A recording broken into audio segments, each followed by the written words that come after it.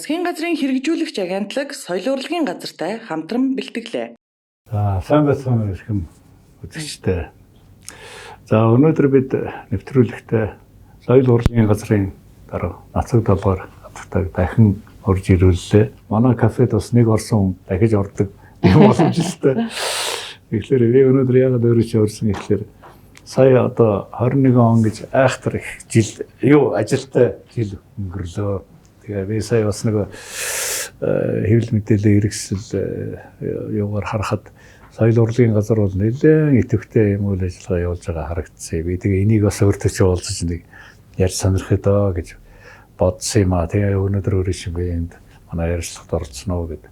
Тэгэхээр 21 оныхаа ажлын ерөнхий үр дүнг одоо тайлбарлаад яриагаа хоёул эхлүүл яасан гэж. Өрсөнд баярлалаа. Тэгээ ер нь одоо манай соёл кафе хэр явж байна уу те одоо ямар гоё хүмүүсийг урьж энэ олон нийтийн соёлын боловсролыг дэвшлүүлэхэд өөрсдийнхөө хувь нэмрийг оруулж ийн гэдгийг бид нар дандаа харж ирсэн. Үнэхээр бол бас нөгөө та эхэндээ ярьж ирсэн гэд зугуухан те хүмүүсийг яриулаад тэгээ нийгэм төлөөн зөвшөөрөгдсөн тэр манлайлагчдын үгийг бас олон нийтэд хүргээд яг ийм чиглэлээр ингээд нэг аядуухан бөгөөд ард нь яг үлдэцтэй тэг хүмүүст ойлгогдохоор ийм аятайхан нэвтрүүлэг байна гэж би ингэж харж байгаа. Энэ соёл кафегийн хувьд бол манай соёл урлагийн агентлагтай өмнө нь ч бастай хамт ажиллагаатай байсан байлаа тийм ээ. Тэгээд яг тэр сайхан уламжлалтаа ингээ үргэлжлүүлээд те энэ жилийн дугаараад бол бас нэг юм эрэл хайгуул хийсэн одоо тулгамдаад байгаа асуудлыг өөр өнцгөөс харах гэсэн энэний шийдэл гарцыг зөвхөн одоо төрийн байгууллага гэлтгүүгээр те ингээ хамтдаа шийдэл гарцыг хайх гэсэн бидний дотоод нөөц бололцоо юу байна уу гэдгийг бас те хүмүүсийн үгийг нь гаргасан юм сайхан нэвтрүүлэг боллоо гэж бодож байна. За засгийн газрын хэрэгжүүлэгч агентлаг соёл урлагийн хувьд бол таны яг хэлсэнчлэн энэ жил бас мөн их одоо завгүй юм жил болж өнгөрлөө. Бид нар гүйцэтгэлийн төлөвлөгөөг оны эхэнд гаргаад гүйцэтгэлийн төлөвлөгөөгөө салбарынхаа одоо сайттай гэрээ байгууллаа. Тэрнийхээ дагуу үйл ажиллагаа явуулдаг. Тэгээд ингээ аваад үзэхээр бол ерөнхийлөгчийн зарлагтай тэгээд засгийн газрын тогтоолтой тэгээд үндэсний хөтөлбөрүүдийн ингээд заавал хийх ёстой олон ажлууд байдаг. Тэрний хажуугаар манайх нөгөө засгийн агентлаг учраас яг тухайн үед болж байгаа одоо хэрэгцээ шаардлагатай тэрүүнд хурдан хариу үйлдэл үзүүлж тийм ээ энүүнд одоо тохирсон ийм үйл ажиллагаануудыг хийх ийм чиглэл бол бас байдаг. Тэгээд одоо яг бараг таймлаад гэдэг юм аваад үзэх юм бол ингээд сар болгонд бид нэр хийх ажлууд байна л да. Тэрнийхээ хажуугаар нөгөө бодох ёстой юм бол энэ бүх нийтийн соёлын боловсролыг дэвшлүүлэхэд ер нь яах ёстой. Соёлын төвшинг яаж дэвшлүүлэх ёстой юм. Дээр нь тэрний цаана бол одоо энэ уран бүтээлчдийг ахуй амжиргааг гэдэг юм уу ажлынх нь одоо хөлмөр зохион байгуулалтыг яаж сайжруулах ёстой юм те. Хууль эрхцэн хувьд бол одоо юуг гарц шийдэл одоо журам дүрм боловсруулах ёстой юм гэдэг энэ чиглэлээр бол ажиллаа хийдэг. Энэ жилийн хувьд манай соёлын салбарын хувьд бол бас их агцтай жил байлаа. Соёлын тухай хууль 16 жилийн дараа одоо явж те нөгөөх маань батлууллаа. Музейн тухай хуулийг бол батлуулж авсан. Кино урлагийг дэмжих тухай хуулийг батлуулж авлаа. Үүнийг бол дагалдах олон одоо журмууд нар гардаг дөрвөн журмууд. Энүүн дээр бол ажиллаж байна. Дээр нь энэ соёлын бүтээлч үйлдвэрлэл гэдэг энэ бол 20-24 оны засгийн газрын үйл ажиллагааны мөрийн хөтөлбөрт орсон ажил. Энэ соёл урлагийг нийгмийн эдийн засгийн хэрэглэлд яаж оруулах вэ гэдэг яг үүнтэй холбоотой бол бас яам нэлээд санаачлагтай хандсан. Бид нар ч гэсэн дор бүрдээ яг хийж байгаа ажил болгоныхаа одоо тэр дунд нь бол яг энэтэй холбогдлолтой одоо хүмүүсээ санаа оног нь авсан чанарын судалгаа гэж ярьдаг тийм ээ. Энэ чиглэлээр бол ингэж ажилласан. Тэгээд дэрэгдэн манай соёл урлагийн агентлагийн дэргэд бол мэргэжлийн зөвлөлүүд байдаг. Тухайлх нь бол төрслөг хурлаг тэ баримлын чиглэлийн одоо бид нарт зөвлөм чиглүүлэх үүрэгтэй. Хоёрдугаар тэр чинь яг нарийн мэргэжлийн тухай яриж байгаа учраас яг мэргэжлийн хүмүүсийг нь төлөөлөл орсон өөрсдөө үгээ хэлдэг. Одоо үнэлгээгээ тавьдаг, цэгэндэг ийм зөвлөлүүд хөгжмийн зөвлөлгээд бас байгаа тийм ээ. Дээр нь утга зохиолын зөвлөл нар гэдэг ингээд тэгээд энэ мэргэжлийн зөвлөлүүд ямар хэрэгтэй юм бэ гэхээр яг үүндээ 30 жилийн туршид бол бас яг энэ чиглэлийн энэ урлаг судлалын, утга зохиол судлалын тийм ээ энэ чиглэлийн энэ ажлууд бас орхигдсон байж байгаа гэдэг нь харагдаж байгаа. Тий. Тэгэхээр энэ чиглэлээр бол төрөөс зориуд анхаарах ёстой маа гэж. Түүнээс жишээлх юм бол юу гэдэг утга зохиол судлаач бол зөвхөн өөрийнхөө бор зүрхээр гэдэг юм уу яваад тэр утга зохиол судал дээр авчлаараа судал шүүмжийг одоо хийгээд бие дааж хийгээд тэгээ бие даасан одоо үнэлгээ өгöd явхад бол бас жоохон төвөгтэй. Энд чинь нийгмийн нөлөөлөл гэж байна. Яг тухайн үеийн тэр нөгөө одоо соёл сэтгэлгээний нөлөөлөл гэж байна те. Дээр нь болохоор нөгөө мэрэгжлийнхний явж байгаа чиг хандлага те одоо алийн зөв гэх алийн буруу гэх ингээд ер нь хараад байхад улс байгаагийн хувьд энэ судлал шүүмжлэлийг төрөөс авч үздэг нь бол өөрсдийнхөө нөгөө үнэлэмжийг бий болгоход өөрсдийнхөө цензурыг бий болгоход бол хэрэгтэй эднэр гэж үздэг. Тэгээд энэ жил бол мөн одоо олон тэгшээ давхардсан юм он байла. Юуны үндэсний эрхчлөөний хөдөлгөөний 110 жил, ардын ёслолын 100 жил тийм ээ. Монгол улс нөөбөд элсэн орсны 60 жил, Монгол хүн сансарт нисний 40 жил эднэр гээд тэгээ энүүнтэй бол холбогдохтой тэр дараах хэмжээнүүдийг бол бид нар хийж авсан. Одоо жишээ болгоод хэлэхэд 3 сард гээд ингээд тэгэхээр бид нар Монгол хүн сансарт нисний 40 жилийн хойд гээд энүүн дээр энэ залуу хооч үе энийг одоо маш сайн ойлгож үүгээр бахархлаа болгож мөн одоо сансар судлалын чиглэлээр хүүхдүүдээр мөрөөдлөө олж авахад өөрсдийнхөө мэрэгжлийн чиг баримжааг авч авахад энэ зайлшгүй хэрэгтэй шүү дээ. Тэгээ бид нар бол одоо Гүр Аригчаа Баатартайгаа нийлээд юуны тэр сансарт 40 жилийн өмнө Монгол хүн сансарт нисэж яхад энийг соёл урлагтай яаж одоо буулгаж авч үлдээсэн юм бэ гэдэг энэ чиглэлээр бол бас нэг юм контент хийсэн. Тэгээ тэрийг болохоор нэлээд олон телевизүүдээр явуулсан. Тэгэхээр тэр улс үндэстэнд болж байгаа нэг том тэр үйл явдал чинь араасаа маш их онгодыг, маш их уран бүтээлийг дагуулдаг юм байна л да тий. Өөрөөр бид тэр харилцсан ярилцах хэлбэрээр явагдах юм. Би сая өөрөө чинь сансрын нислэгийн тухай юу миний би ч гэсэн одоо сансарт Монгол үг нислэгийг дуу зохиожсэн, инээмсэгэл дуулж исэн юм удаатай. Тэгээ би тэр дурсамжийг бас идрэж өглөө л да. Тэгээ өнөө аливаа үйл явдлыг дагаад тэр том одоо соёл явж идэг. Тэр нэг төрөл бүрий тийм бас сая санагдууллаа тий. Тэгээ тэгчин болвол те одоо ингээл зөндөө олон те нөгөө шүлэг гарсан байна, найрагл бичсэн байна те, ном гарсан байна те. Тэгээд зураг одоо гой те одоо уран зургууд гарсан байна. Тэгэл дуу зөндөө гарсан. Марк гарсан гэл ингээл. За тэгэл нөгөө болор арих одоо ярьж болдгийг үгүй гой юмнууд гарсан шүү дээ тий. Ингээ харахаар ч юм бол тэр тэгээ бидний үүрэг бол юу гэхээр нэг талд нь энэ нөгөө шинэ үеийнхаа түүхийг олон нийтэд бас мэдээлэх ёстой шүү дээ. Нөгөө талдаа хойч үедээ энэ чинь баримт төв болгоо хадгалж авч үлдэх ёстой шүү дээ тий. Энэ чиглэлийн зүйлийг хийгээд. За яг тэр бичиг үсгийн баяр гээл бас бидний уламжлалт хийдэг юу баяр байдаг. Ерөнхийлөгчийн зарлагтай. Тэрний дагуу гээл тэг чинь 13 дугаар зуунд одоо энэ өвөр Монголд байдаг те хар хотын болгоснаас Монголын зураг твлийн олдвор олдчихсан байна. Тэгээд тэр Монголын зураг твлийн олдврыг болохоор манайхан яаж гэнэ гэхээр одоо открытик шүү дээ. Тий. Тэгээд нөгөөтгтээ судар дээр ингээд зургаар зурсан байгаа байхгүй. Тэгээд тэнцээ зурагтаа бол F4 амтны үлгэр байна.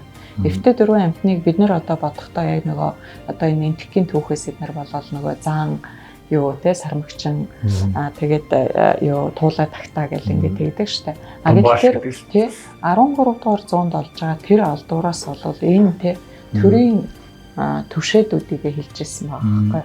Одоо нийгмийн бүлгийн хүмүүсийг те хамгийн одоо заан нь бол ард түмэн юм аа. Тэгээд дараагийнх нь бол ингээд төрийн төвшөөд юм аа. Ингээд дараагийнх нь бичгийн мэргэд юм аа гэдэг ингээд те хэлжсэн байх. Астрохан байсан баг шүү. Гэтэл тэрийг одоо ингээд эргээд бодохоор ч одоо бүх цаг үеийн туршид үнэн гэдэг юм уу эсвэл одоо нэг агуулгыг бол тэртээ тэр уралгаар л дамжуулж гаргадаг байна шүү дээ. Тэгээд тэрийг нь хятадууд судлаад байдаг, японууд судлаад байдаг. Бид нар өөрсдөө судалсан юм байдаггүй.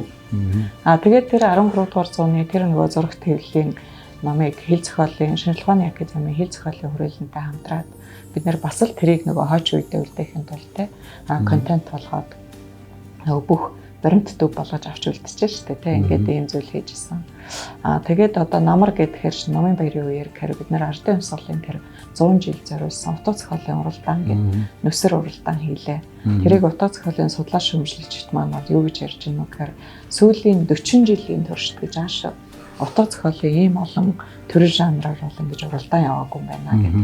Тэгэхээр тэр бол 100 саяын өртөгтэй нийт дүн нь.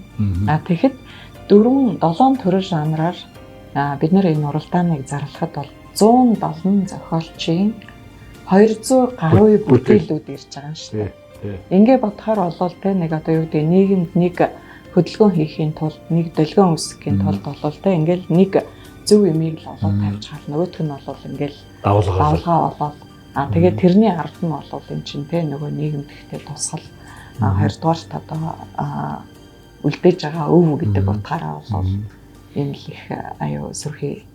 Би сая өөрөө чинь ярианаас сонсоод бас нэг юм боддгийм бэ. Одоо уламжлал шинжил гэж нэг ойлголт байна шүү дээ. Миний одоо таньдаг мэддэг хүмүүсийн дунд бас тас үгүйсгдэг хүмүүс бас байна. Энэ хуучны 90 онох юм бүгдийг одоо устгаа энэ бол ямар ч юуг одоо хүний тарих толгойд маш энэ дээр бол би хатуу байр суурьтай байдаг иргэний хувьд ер нь бол уламжлал гэдэг юм аа бид нэр хэрхэвч орхиж болохгүй. Энийний үндэстээр өнөөдөр яаж залуу юм маань хүн болж бойчих вэ те?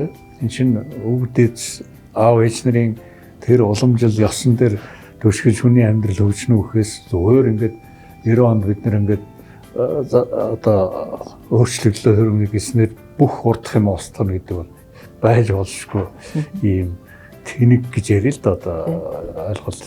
Тийм учраас танаа газраас энэ зохион байгуулалтын ажлуудыг би сая ингээл биш өөрөө зурагтаар бас зөндөө харсан. Энэ зарчмыг бол их гоё ингээд гүүр болгосон дандаа юм акцууд хийгээд байна л да. Тэр нь бас их надад их зүгээр санагдсан яг. Ташрын дэлгэд тий. Энэ соёл кафе дээр ч гэсэн орсон нөгөө зочдын яриаг бол бас би зөндөл үзсэн. Тэгээд жишээлх юм бол одоо үлэмж төгс зохиолчтой.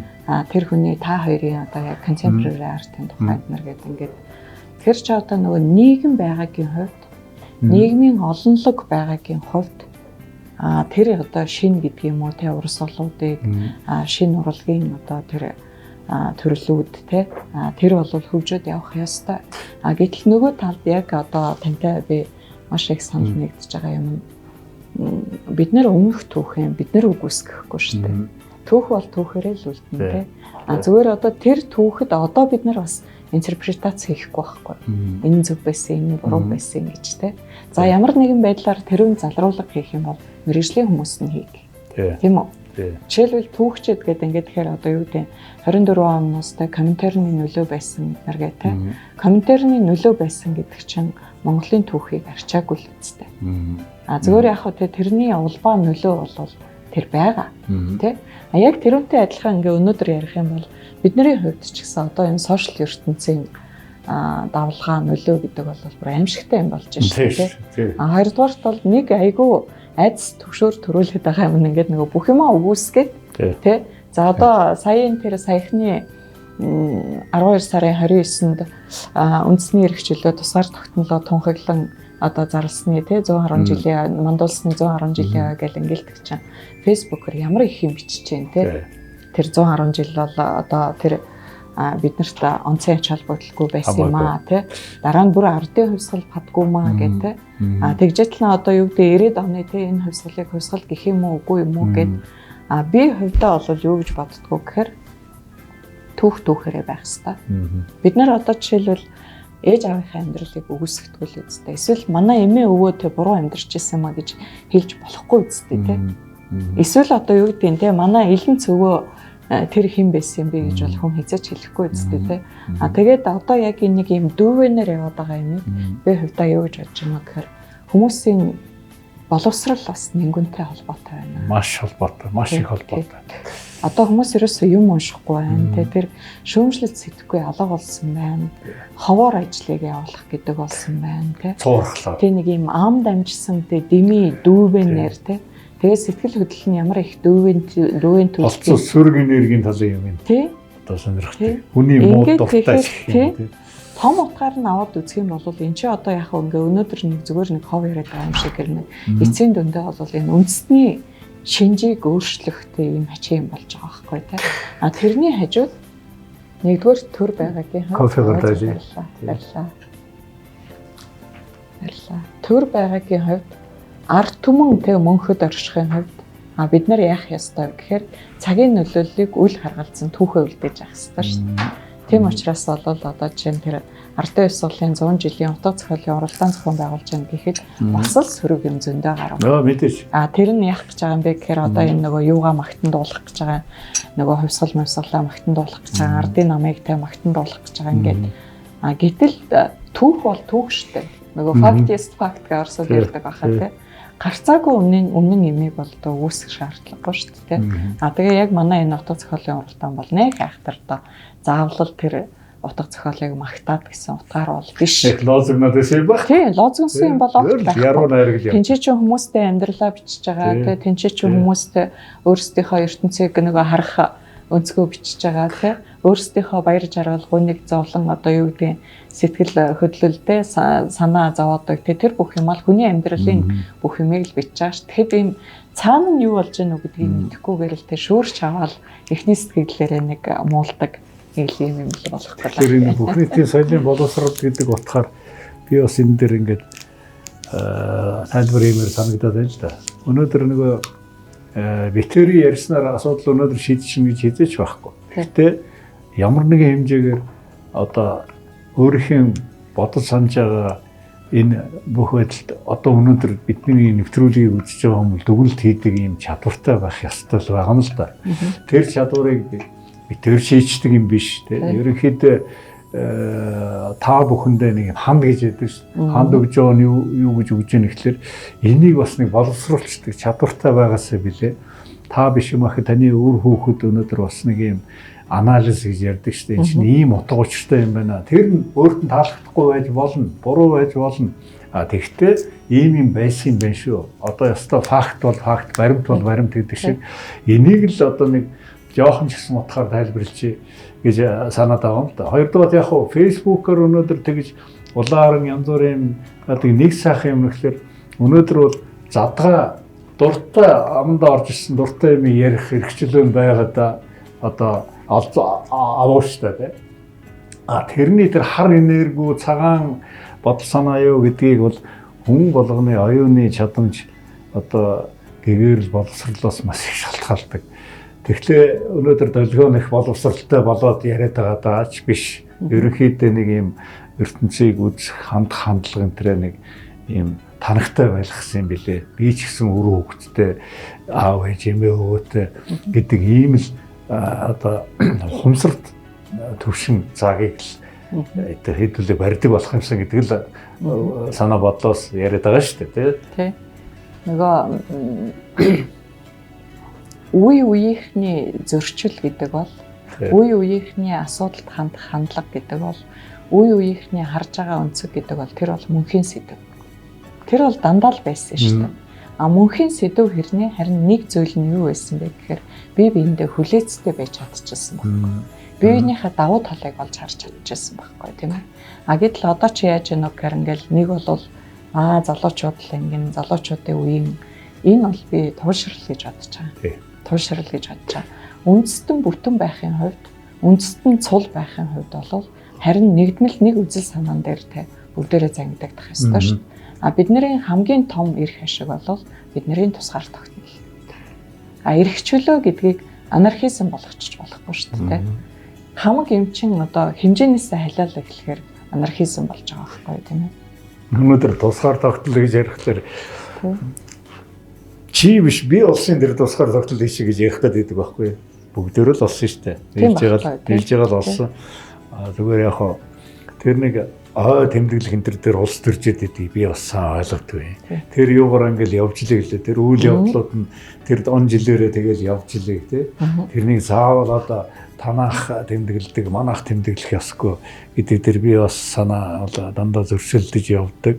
Тэгээ би хүүхдүүдтэй ч бас тайлбарлалт. Энэ үйл явдал бол 11 онд нэгсэн юм аа. 21 онд нэгсэн юм аа. Ингээд за энэс өмнөх тэр манжийн дарлалын үеэс тэр түүх урагшаа явчаад бүр сони юмнууд гарч ирнэ тийм. Өөрөөр хэлбэл бодтоор хардаг ертөнцийг одоо түүхийг харж чаддаг чадварыг бий болгочих юмсан л гэсэн бодлого байна. Тэрнээс тэр хүний тэр ерөөсөө оролцсон хөндий гэсэн юм ерөөсөө байхгүй тийм ээ. Зөвл дөгнөж зөвл хардаг байгаа чи дургүй байж болно, эсэргүүцэж байж болно. Толерантнес гэж явдаг шүү дээ. Хичээрлэнгөө ханддаг юм соёлтой болооч л гэж үзээд байгаа шүү дээ. Тийм.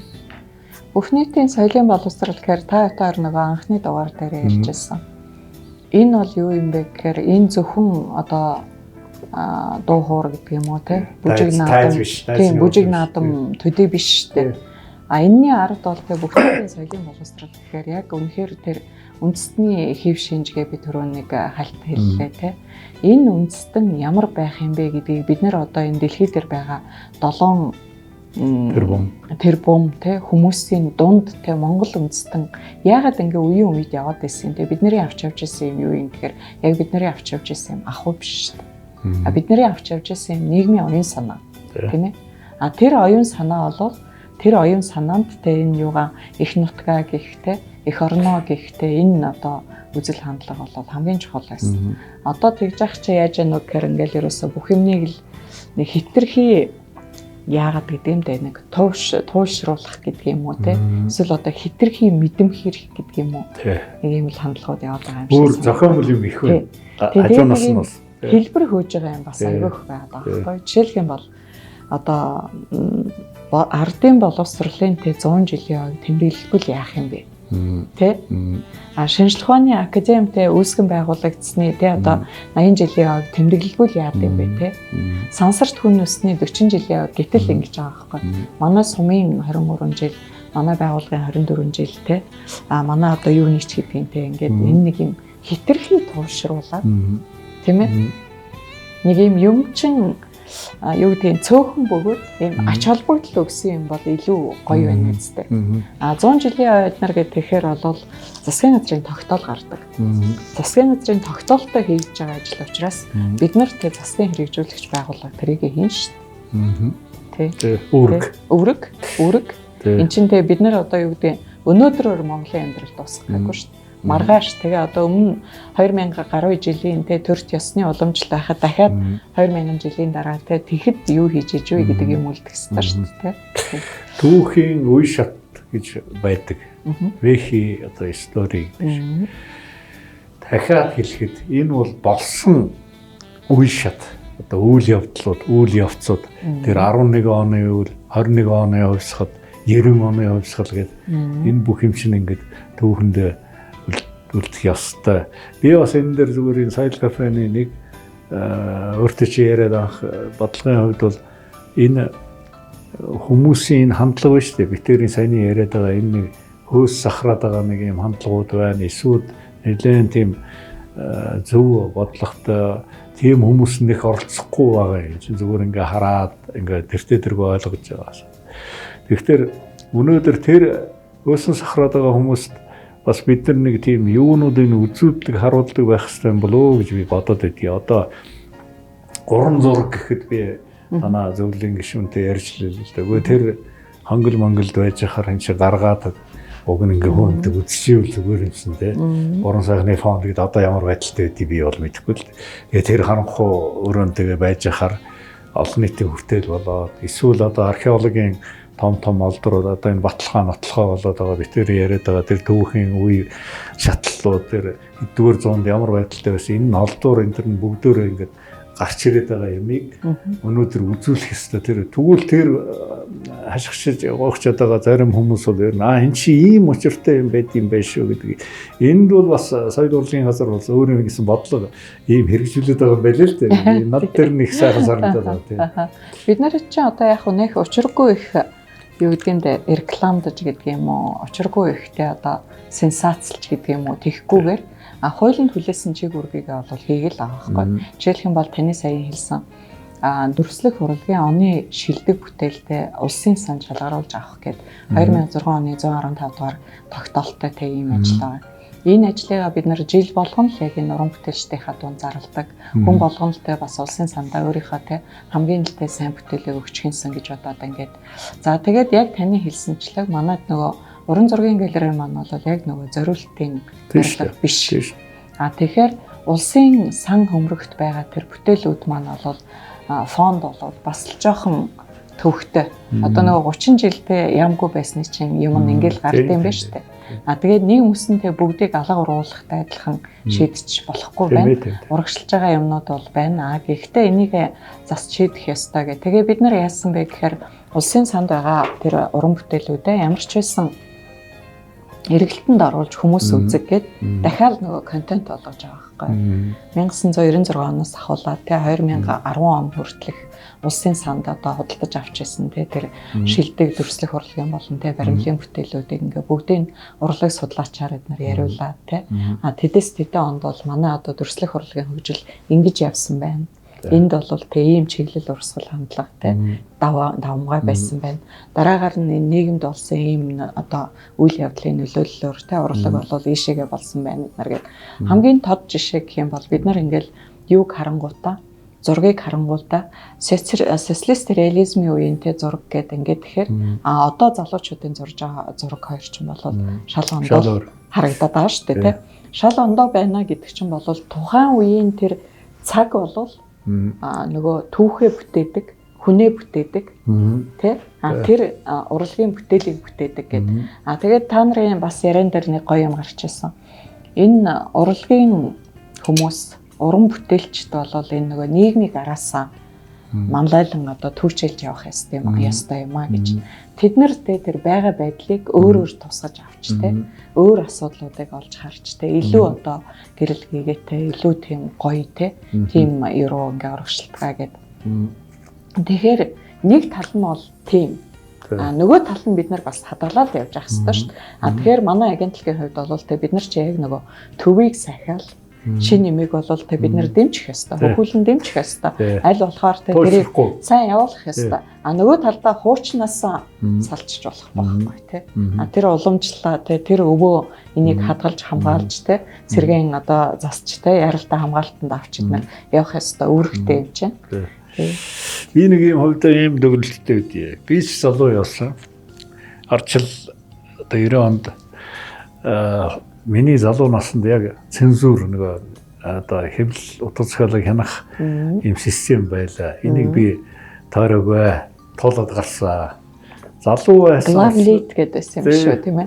Залуу байсан учраас одоо булчин бяр амтагдаад бас эсэргүүцчихсэн, барьж исэн юм зөндөө юм байдгийг. За тэгээ хүний амьдрал яваад, нас яваад одоо мэрэгүү ухаан жоохон дэлдэг юм уу, янз бүрийн боддог болоод эхлээд би ч бас нэг аяж охиж оролддог.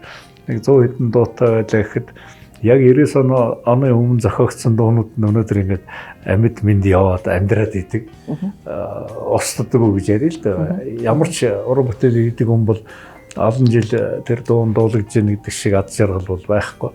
Тэр юуны ачаар байсан гэхэлэр тэр цензурын ачаар бас би маш их мундаг одоо юу хандж байна. Нэгдүгээр тэр цензурыг давахын тулд би тарих толгойг нэлээд ажилуулсан байдаг юм шиг байна. Одоо бол би мэддэггүй тэрнийг. Тэгээд тийм учраас нөгөө мундаг гончин сумдоо мөр дөрж байгаа бяроо энэ ч суудсан ингээд тэр аяыг батлаад байна шүү дээ. Тэгээд хизээш надад муухай хэлгэнж тэгж муухай яаж байгаагүй. Миний дөө энэ дэр нэг иймэрхүү юм сонсогдоод байна гэхэд би л өвчгөнж одоо та нар бараг миний юуг яадаг барьдаг одоо л нэг эрхчлөө юу ярих гэдэг шүү. Залуу насны юм гомог бас гарч. Тэгээ 90 он гараад ингээд нийгэмч бас ингээд янз бүрийн байдалд орлоо. Нэг ёсны нэг сайхан юм болохоор дуртай хүн дууга зохиодог юм эрхчлөө бий боллоо. За энэ бол сайхан хэрэгэ. За энэ эрхчлөө бий болсноор маш их юм орж ирд юм байна. Одоо гол мөрөнгөөр тооцвол ингээд асар том олон жижигхэн горхинууд орж ирээд тэр дунд чинь янз бүрийн болж байна да. Задгаа тавьчихлагч Тэгэхээр өнөөдөр ингээ зарим доор залуучуудын ийм юу н одоо тэр амьдрах хугацаанд юм юу байд юм байна л да. Одоо чанаргүй хийгдээд шүү дээ. Шин зүгээр ингээд аманд орсноо яагаад байгаа. Тэгэхээр аяндаа ингээ шигшигдээд ингээд зөв голрол руугаа ордог юм байна л да. Энэ нөгөө талаас зах зээлд орсон учраас одоо үнэлгээ интерес их шалтгаалдаг баг. Тэгээ би тэр уран зургийн өөр шинээр тэр одоо самманд бас янз бүрийн зураг байна шүү дээ. Янз бүрийн зураг. Социализмын зураг бол энэ бол нэг төрөл, энэ бол нэг тийм социализм гэдэгтэй биш. Энэ чинь зүгээр одоо худалчин социализмыг зурсан альва зураач тэргээр ороод гарах ёстой гэж би өөрөө боддог. Тэр шиг хөгжмийн урлагч тийм л. Гэхдээ энэ бол нэг заавал тийм социализмор зурна гэдэг нь чи коммунист социалист болоод байгаа даа биш. Тийм ээ энэ чинь намын гишүүн болоод байгаа биш. Зураг байхгүй тийм зураг байхгүй тийм. Тэгэхээр энэ бол бас их сонио асуулт. Тийм учраас энэ дээр соёл урлагийн газрын бодлого юуны хувьд яг үнэлдэ өөр чинь энэ чинь аль нэгний дагаад тойшроод иж ерөөсөө болох. Энэ чинь юм гүүр вэ шүү дээ нэг ясны тийм. Бидний одоо энэ хамтарч хийж байгаа төсөл бол юу гэхээр тэр зургийг үнэлж цэгндэг чадварыг дэвшүүлэх юмсэн тийм ээ. Тэнд ямар ч авангард зураг байж болно, социалист зураг байж болно, одоо модернист эсвэл сюрреалист энийг нэг жоохон ч гэсэн гадарлаад энэ Пабло Пикассо гэж юм, кубизм, Сальвадор Дали бол юм сюрреализм зурд юм байна. Хингуа одонгоо бол одоо ийм гоё социализмын гоё том зураг яагаад өнөөдөр тэр зургууд үнэтэй вэ гэж тэнд байна. Яагаад үнц юм унахгүй байгаа юм тий? Унахгүй байгаа үү? Тэгээ яг би нааварт боддгийн тэр үед тэр үзэл суртлын цензурын үед зохиолчт нь ч гэсэн дал дутхыг айгүй их мундаг хийхийн тулд тарих толгойгоо маш их илүү ажилуулдаг байсан. Өнөөдөр бол задгаа ерөөсөө бодох санах юм бол тэр нь одоо нэг боддын гой чимшиг мөртлөө чанарын хувьд бол би дандаа л саяны нэг нэвтрүүлгээр би ярьж лээсэн Булгаков Мастер Маргарита 32 редакц хийсэн гэж 32 удаа цааш нь төлөвсөн тэр санаа. Тийм учраас тэр номыг ойлгоход ээдтэй юм мэрэгшэлтэй шүү дээ анхны удаа уншихад тийм. Тэгэхээр тэр үеийн бас тарих толгой нэлээд ажиллаж исэн байгаа юм. Одоо батхад тийм. Одоо философичдын бүтээлүүд байдаг шүү дээ. Жишээ нь одоо энэ гэж үнэ эрх чөлөөнөөс зугтах вэ гэл. Тэгэхээр за одог аваад үзье. Одоо бол ингээ бүх юм чөлөөтэй. Бүх юм чөлөөтэй. За тэгээд энэчнээс юу илдэх болоо гэж. Юу илдэх болоо. Хоёрдугаарт одоо үед болохоор энэ нэг оюуны хөдөлмөрийн үнэлгээ харьцангуй ингээ янз байна. Тий. Ерөөсөө те зарим нь одоо юу гэдэг нэг дууг бараг те сая төгрөгөөр бүтээж хахад зарим нь нэг дууг те хэдэн 10 саяар бүтээх гэдэг нар. Зах зээл. Тий. Тэгтэл яг аль нь юу юм мундаг юм. Тэгэхээр аль нь мундаг юм эсвэл аль нь гоё юм гэдгийг дуурах нэг хүн байд юм уу те нэг одоо нэг субъект байх хэрэгтэй шүү дээ. Тэр дуурахгүй байгаа. Тэгэхээр яаж яах вэ гэхээр нөгөө булангийн цогцолтгээ залуучууд яриад байдаг те. Сэргэлнүүд нь мундаг юм шиг яваад. Тий. Гэтэл өнөөдөр сэргэлэн байж болно. Үргэлж сэргэлэн байгаад те тэдний гэхэл хамгийн мундаг гэсэн юм байхгүй шүү дээ. Эцсийн дүндээ аль нь хамгийн мундаг юм бэ гэдгийг цаг хугацаа шүүн ард түмэн шүүж байгаа зү. Тэ?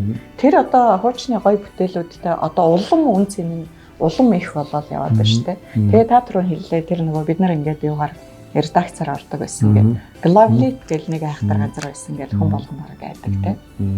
Тэр чин нэг хүний өнцгөр гэдэг юм уу нэг хүний шүүлтүүрээр тэ хамаг юмыг шүүх гээд байгаа гэдгээсээ илүү тэ бид нар юуг үн цэнтэй гих гээд байгаа юм тэ тэрлүүгээ зорж исэн болов гэж би боддоо штэ. Тэгээд сүүлийн тэр 20 30 жил болвол тэр урлаг судлал утга зохиол судлаж шүүмж эднэр хөгжихгүй байгаад дэсний нэг гор бол энэ юм шүү. Түрүүн та хэллээ штэ ингээд олон гол горих тэгээ зарим гол горих нь бол хог хамгаалал урсж байгаа юм штэ. Болонгорцсон юм орж ирнэ. Болонгорцсон юм орж ирээд тэгээ өөр болохоор өөрийгөө гоё гэдэж болохгүй штэ. Тэ гэтэл ард түмэн яг цаг дээр бол юу хүсэж байгаа гэхээр цэнгэг устдаа голыг л хүснэ гэдэг. Тэ. Тэгэхээр миний хувьд бол одоо яхаа бодлого гэдэг ингээд тэгэхээр би бол хэрэгжүүлэгч агентлагийн дарга.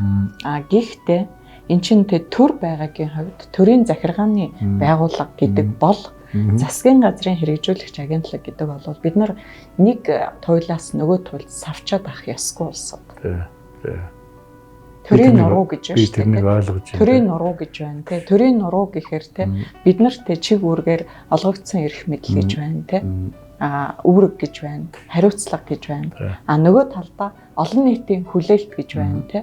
Хүмүүсийн хүсэл эрмэлзэл гэж байна. Хүмүүсийн оюуны хэрэгцээ гэж байна тий.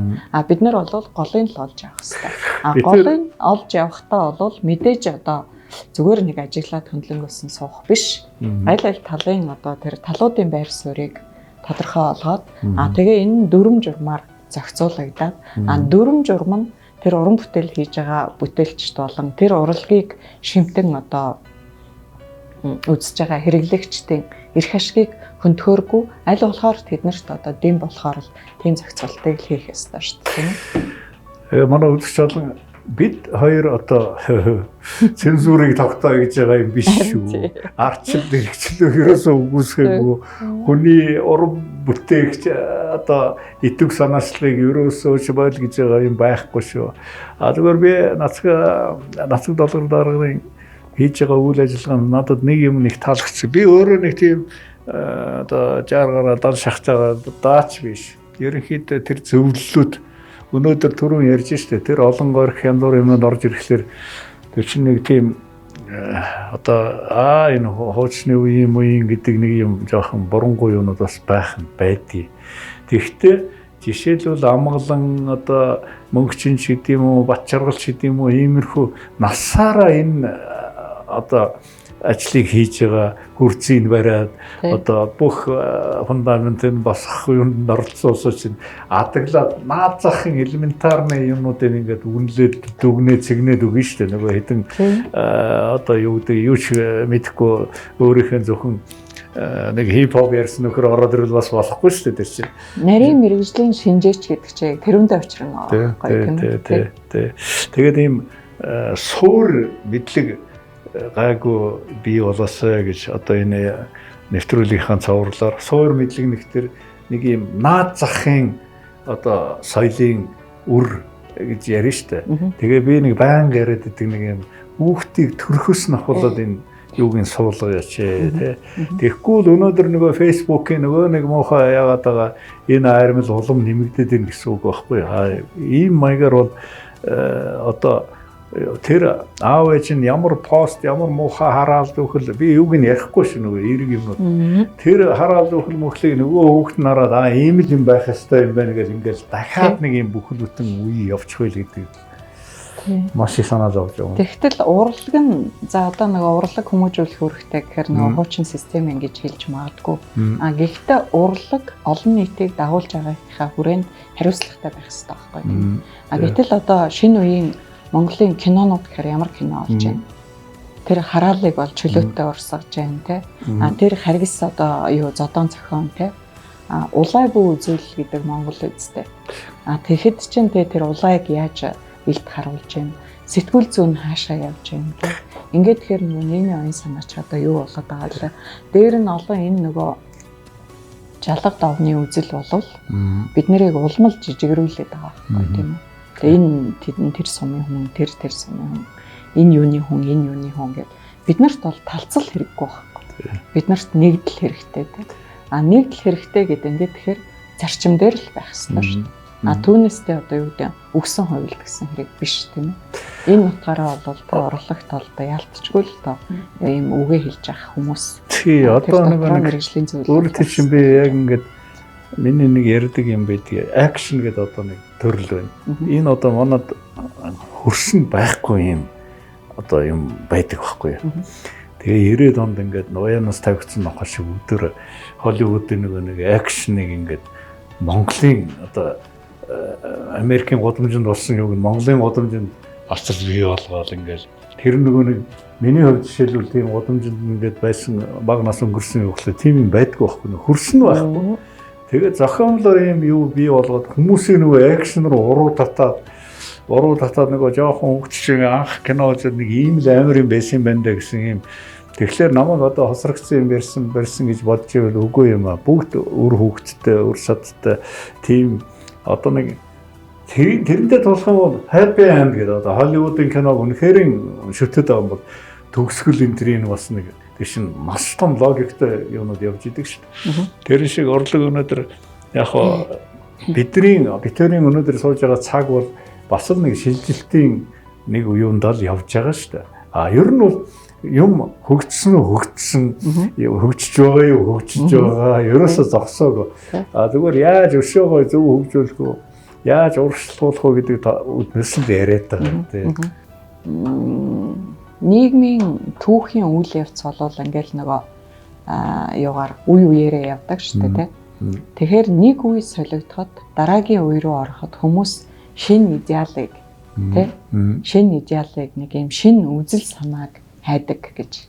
Гэтэл за одоо яг таны миний эднэртэй нөгөө оюутан байсан төгсч ирээд те ажиллаж эхэлчихсэн тэр үе бол ингээд ардчил руу бүгдээрээ явсан. Ардчил гэж бол томьёолж мэдэхгүй байсан шүү дээ. Томьёолж мэдэхгүй хэрнээ нэг юм болохгүй байна. Нэг юм болохгүй байна. Юу болохгүй байна уу гэхээр хитрхи юм төвлөрсөн удирдлага байгаад байна. Хүний эрхийг хясан богдуулаад байна. Тэгэхээр эн чинь гадаад одоо нийгмийг харахаар бол эн чинь ийм биш юм биш үү те. Ийм чөлөөтэй байж болох юм байна те. Хүн өөрийнхөө эрхийг илж болох юм байна гэд энэ рүү бид нар яваад байсан. Энэ 30 жилд бид нар зүгээр дуурайх гал үзээд байсан. Хуулах гал. Тий. Яг бидний гих юм байсангүй шүү дээ. Одоо тэгээ бодохоор бол яг энэ бүх нийтийн соёлын боловсролыг ярихад энэ бол тэ соёлын яамны ажил тэ энэ бол тэ соёл урлагийн газрын ажил гэдгээс илүү эн чинь тэ Монголын философийн эрэл хайгуул байхгүй тийм ээ. Бид ямар үндэстэн байх гэдэг. Яг энэ хорвоо дэлхийн энэ нөхцөл дээр бид нар хаашаа яаж алхах гэдэг юм тийм. Бидний нөгөө уламжлал гэдэг бичигдээгүй том философи хууль маань хаана очичод байгаа юм. Хаана нуугдчихад байгаа юм тийм. Тэрнээс бид нар юуг нь уудалж гаргаж ирэх гэдэг байгаа ингээд тэгэхээр нөгөө түрүүн таараас ярьлаа үе үеийнхний зөрчил гэдэг. Ингээ хараад ахаар закономерность гэдэг нөгөө зүй тогтол гэдэг юм л да. Зүй тогтол гэхээр одоо бид нарыг ч гэсэн залуу байхад одоо шинэ юм болгон руу тэмүүлээл хуучин болгон үгүй юм шиг санагдаал те. Гэхдээ бид нар ахс одоо дэдсрүүгээ те. Ахмад насны руугаа бол хизээч хүндэтгэлгүй хандж байгаа. Ах захтай байсан. Ах захтай байсан. Үргэлж хүндэтгэлтэй байсан. Одоо болохоор тэр одоо юу гэдэг нь 50 60 оныхоо үхээгүй байна уу гэдэг чи одоо ард нь юу байгаа юм бэ те. Тэр тэгж хэлж байгаа хүний аманд те ард нь ээж аав руугаа чичиж гэнэ үү, эмээ өрөөгөө чичиж гэнэ үү ингээд те. Тэгэхээр тэр үргэлж хүндэтгэлтэй байсан. Тэгээ бодоод ахаар бид нарыг залуу байхад бидний эмээ өвөл бид нар тэр бүх юмыг ингээд суулгаж ирсэн шүү дээ. Тэ? Дараагаар нь ээж аав бидний үр хүүхдэд тэр бүгдийг суулгасан. Ингээл тэ үе чинь ингээл явдаг юм шүү. Тэгээ одоо мундаг хөгжиж байгаа улсууд гэдэг юм бол хамгийн консерватив улсууд л байдаг шүү дээ. Тэгх тусмаа Монгол бол нэг үндэстний ард түмэн. Нэг үндэстний ард түмэн гэхээр бид нарт бичигдсэн баталсан хуулиас илүү бичигдээгүй хууль илүү том тийм ээ. Тэгэхээр тэр бичигдээгүй хууль хаана гарч ирж ил болох юм бэ гэхээр бидний соёл урлагт гарах ёстой шүү дээ. Гэтэл өөрсдийнхөө тэр нөөц рүү төдийлөн юу яахгүйгээр түрүүний таны хэлсэн шиг Америкийн гудамжинд байгаа юмыг хуулиад авчраад энэ ч тавиад ахарч болохгүй байгаа тийм ээ. Тэгээ хипхоп гэхээр л да заавалчгүй одоо хараал хэлдэг те юу яадаг урсгал биш үсттэй. Ер нь бол гайгүй болж байгаа манай хипхопын залуучууд. Нэг юм түрүүчийн ярьж үе үеийн онцлогуд зөрчлүүд гэж байна шүү дээ. Тэгэхээр манай соёл урлагийн газрын үүрэг функц бол хэцүү би ойлгож байна. Тэгээд энд ингээд ийм гүүр болоод ер нь бол сая өнгөрсөн жилийн хийгээд байгаа анх цуц чинь надад ерөнхийдөө би их зөв юм бариад байна гэж ойлгоод ихтэй тайлбарлахдаа энэ ямар нэгэн улс төр ерөөсөө байхгүй юм шүү тий. Энэ бол одоо яруу найраг гэдэг бол улаант бичдэг яруу найраг, цагаант бичдэг яруу найраг гэдэргээд одоо мэдэхгүй л яруу найраг бол гоё яруу найраг л байх хэвээр тий. Киноч гэсэн. За тэгээд одоо 22 онд мэдээж шин зорилттой үж байгаа тий. Тэрнээс бас битээр ярих цаг бас нэлээд 22 онд бол за бид нөгөө түрүүн хэлсэн хуулиудаа гаргасан ингээ одоо соёлын бүтээлч үйлдвэрлэлийн тухай хуулийн бэлтгэл ажил яам дээр бол хийгдэж явж байна. Ажлын хэсгүүдтэй одоо гараад ингээд соёлын бүтээлч үйлдвэрлэл гэдгээр энэ бол бас чухал хууль та. Энүүнтэй холбоотой манай агентлаг дээр бол хүлээх ёстой зохицуултын одоо бүртгэлийн тэгээд нөгөө холболтын гэдэг маш олон ажлууд гарч ирнэ. Тэгэхээр бид нар бол ийшээгээ одоо нөгөө бүртгэл мэдээллийн юугаа системээ сайжруулах тэгээд дээр нь тэр уран бүтээлчдийн хөдөлмөрийг яаж үнэлгээнд оруулах юм маш чухал. оюуны хөдөлмөрийг одоо яаж үнэлэх юм ингээд соёл урлаг бол зөвхөн төсвөөс хараад ингээ яваад ах юм уу гэтэл өөрөө өөрсдөө аваад явах бас боломжтой салбар штэ. Энд чинь бол нөгөө зөв механизм зохицуулах хэрэгтэй байгаа тийм ээ. Ямар сандаа баруун шоу бизнес гэж томьёолтой байдэн шүү дээ. Манайхад рок поп урлаг гэдэг би зөвхөн өөрийнхөө салбарыг ярьж байна. Аль хэзээний шоу бизнес болсон. Шоу бизнес ч одоо зэвсгийн 8-8-аас бараг дээр явж байгаа юм. Өөрөөр хэлбэл урлагаас гоё хин тэр юм олж хувааж одоо иддэг тийм ээ. Нэг юм зарчим. Тэрлүүл явж байна л да. Тэрлүү явж байна. Тэгээд шоу гэхээр нэг зүйлийг бас бид нар дандаа нөгөө нэг ардаа бодож авах ёстой байх гэж бодоод байгаа.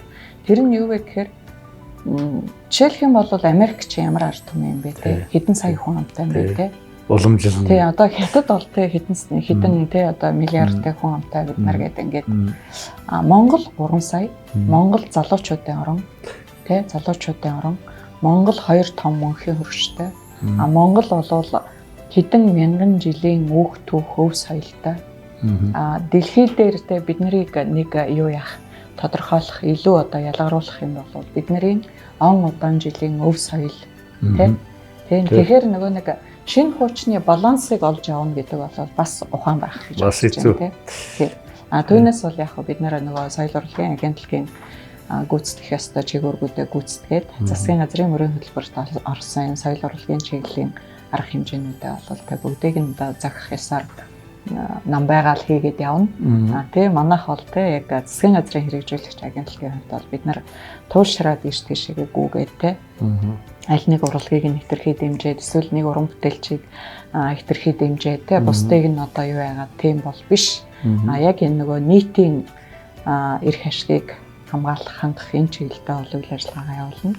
Энэ жилийн хувьд гэхэд бид нар чинь тодорхой байгууллагуудтай ажиллахдаа жишээлх юм бол циркийн урлаг гэхээр хоёр том холбоо байдаг. 42 аж ахуйн нэгжүүд байна.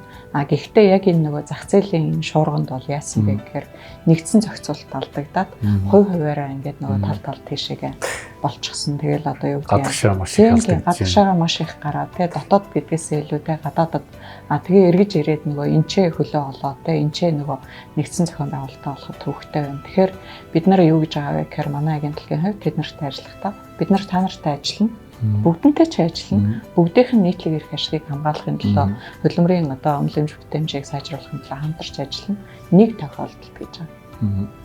Та нар өөр хоорондоо үгээс сайн олоо гэдэг. Тэгээ гадаадын энэ туршлагуудыг хараад ахаар одоо энэ зах зээл хөгжсөн улсуудад тэр хувийн компанитай хувийн одоо байгууллагууд авч явдаг ийм бол зүйл байна практик. Гэхдээ нөгөө амбрелла байгууллага гэдэг дээвэр байгууллагыг бий болгодог. Тэр дээвэр байгууллага бол яадгүй гэхээр нийт цэрэгчдийн эрх ашгийг хамгаалж идэг. Тэрнэрийн одоо нөгөө хөдөлмөр зохицуулалттай энэ бүх юмыг бол олноороо шийдээд явж идэг. Тэр саналаа төр дөхөөрн төр тэгвэл ямар одоо хууль дүрм журамттай яаж оруулах ёстой юм бэ гэдэг энэ асуудлыг тавьдаг.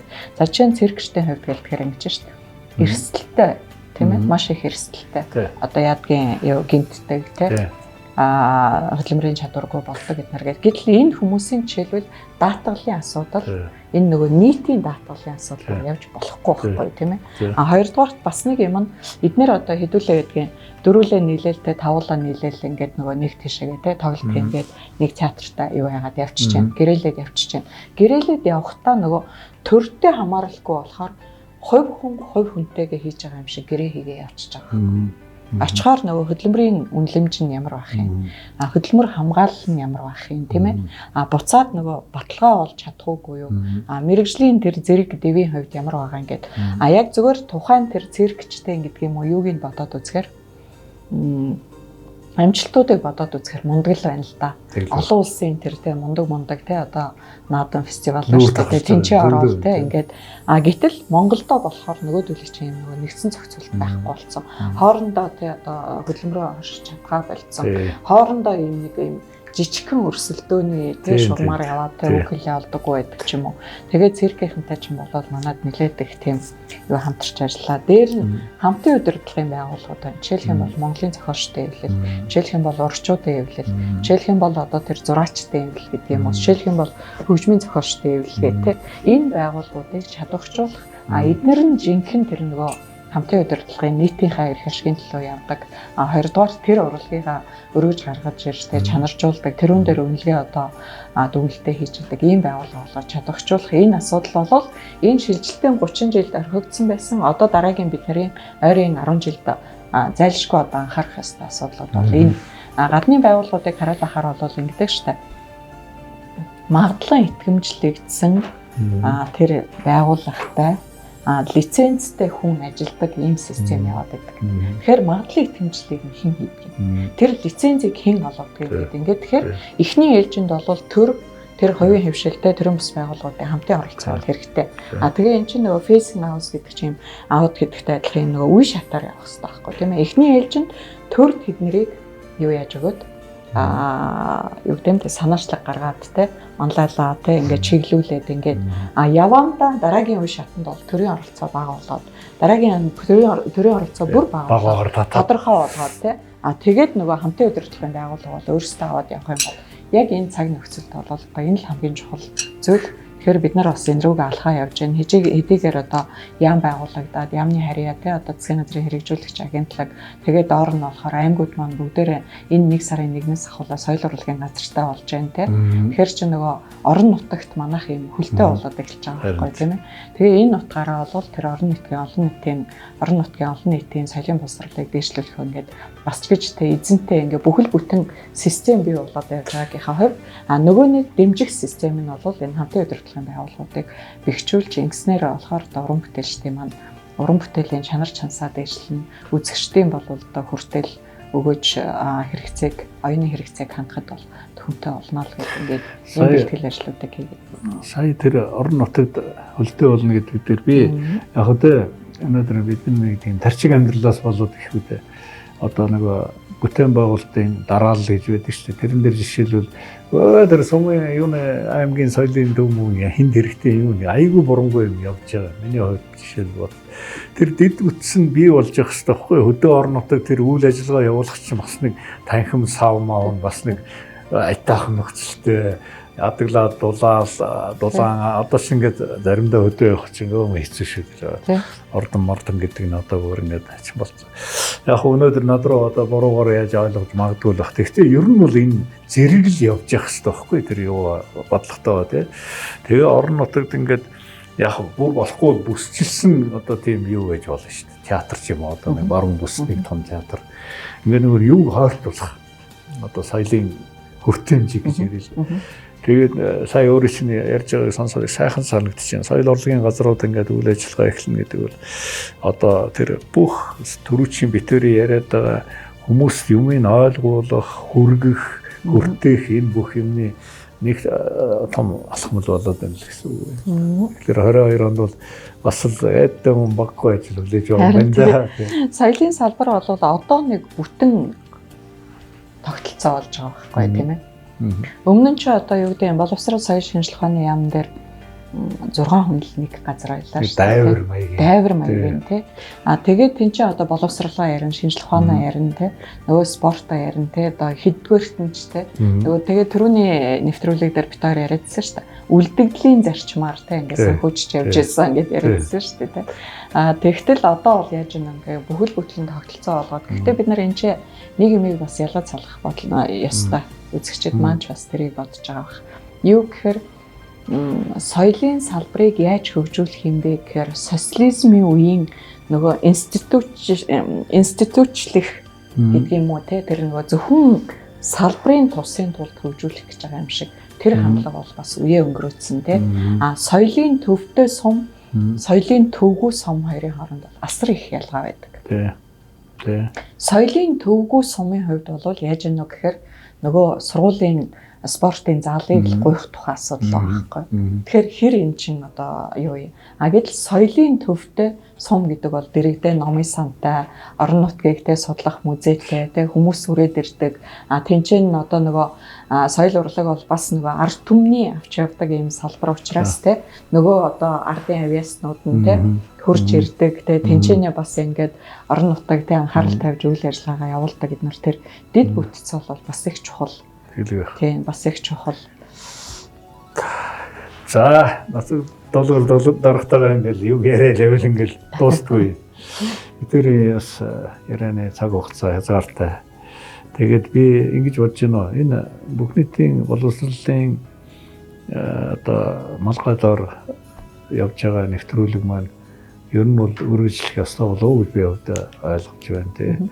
Энэ дэшээ бид нар одоо сая зүгээр нэг юм хэсгээр дандаа одоо шил contemporary урлаг гэж юу байдгийг эсвэл археологи гэж ямар шинжлэх ухаан байдгийг гэдэг юм уу. Дандаа нэг боловсрал юутай соёлтой холбоотой учраас асар өргөн сэдв тий. Соёл бол үнэхээр хамгийн дуусахгүй юм, шавхтшгүй юм. Тийм учраас би одоо энэ өнөөдрийнхөө нэвтрүүлгийг ингээд өндөрлөх болчихлоо. Таныг би дараач удаа дахиад өрнө. Дахиад нэг угсааны дараа хоёулаа дахиад ярилцъя гэж найдаж итгэж байна тий.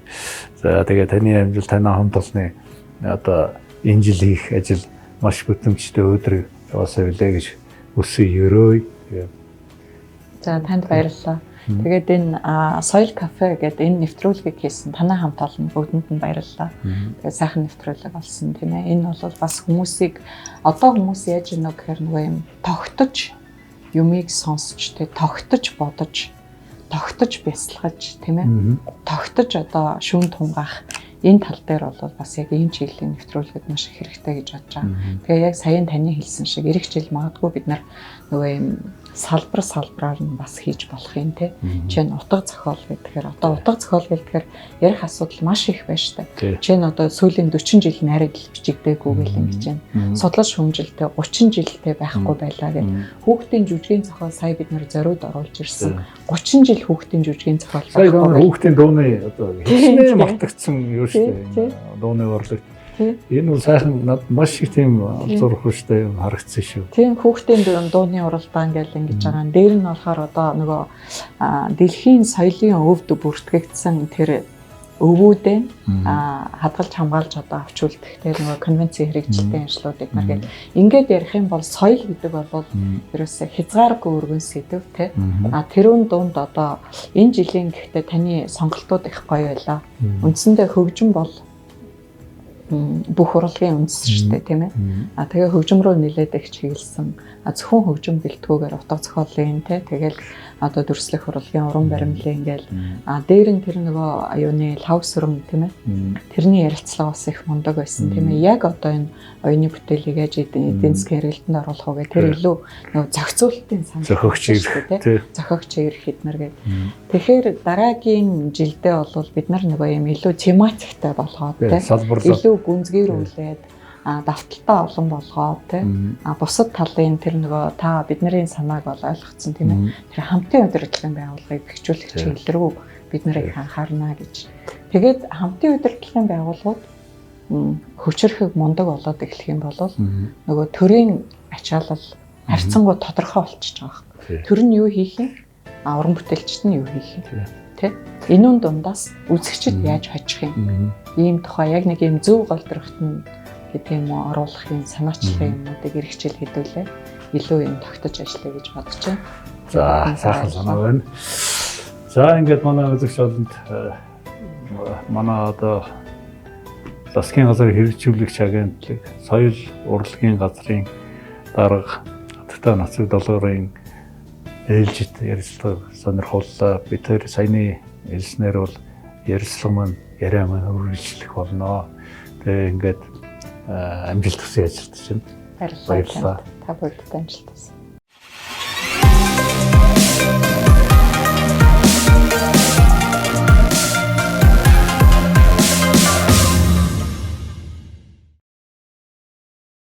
За эрхэм үзэгчдээ манай өнөөдрийн ээлжид ярилцлага маань өндөрлөх өндөрлж байна. Уламжлалсаар төгсгөлд нь нэг өвчмийн номер 5 гэхэд сонирхолтой. Дараа уулзлаа. Баярлалаа.